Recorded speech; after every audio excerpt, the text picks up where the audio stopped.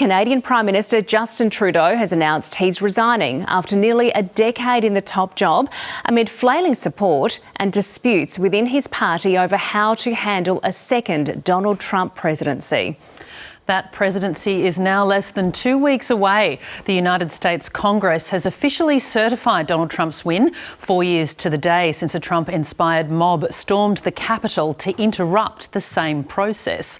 We'll have details on that shortly, but first let's bring in North America correspondent Carrington Clark, who's been following the major development in Canadian politics.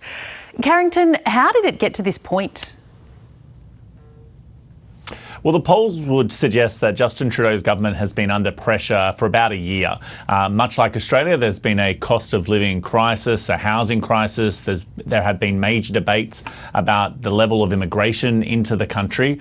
And a man who was at one point a progressive darling around the world and a global statesman was really struggling to connect with the people of Canada. The opposition Conservative Party was doing increasingly well. But what appears to be the catalyst for the downfall at this particular moment is that around him, key allies seem to have wavered in their support, and we had a resignation of a Deputy Prime Minister at the end of last year.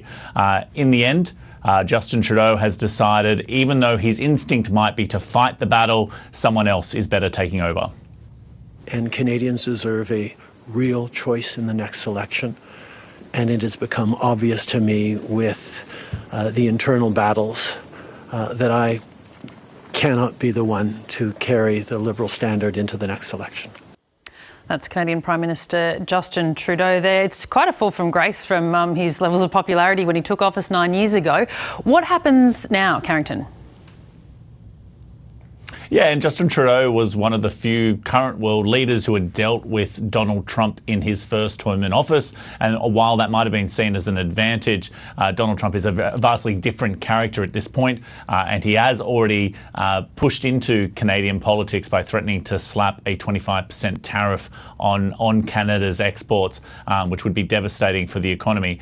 What Justin Trudeau has asked is for the Parliament to be suspended until late March. That gives his Liberal Party enough time to choose a new leader, and then we aren't actually due to have an election, well, at the latest until October. So he will be the caretaker Prime Minister for a short period, and then the Liberal Party will have a chance to elect someone else, but that general election will reshape Canadian politics outside of the Liberal Party itself.